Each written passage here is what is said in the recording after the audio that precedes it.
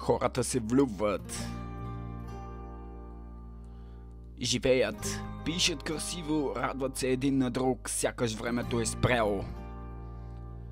После, почти незабележимо единият започва да се отдръпва, не защото любовта е изчезнала, а защото някъде другаде се е появил нов интерес, нова искра и ново може би. Не прекъсва напълно връзката, не от страх или вина, а защото иска да бъде сигурен в следващата тръпка, да сравни, да измери или просто защото сегашният човек все още му дава нещо, което трудно се намира в други.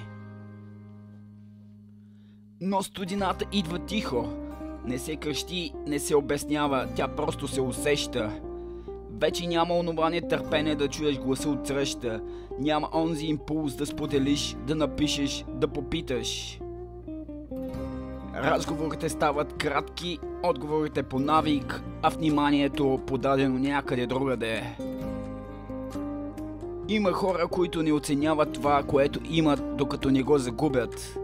И такива, които не могат да останат на едно място. Търсят нови емоции, нови сцени, нова публика.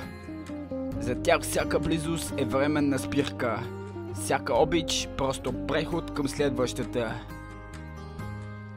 А после стават следи. Недоизказаните думи и новършените усмивки, спомени, които не топлят, а парят.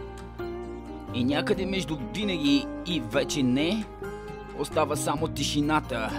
Тази, която казва повече от всички неизпратени съобщения.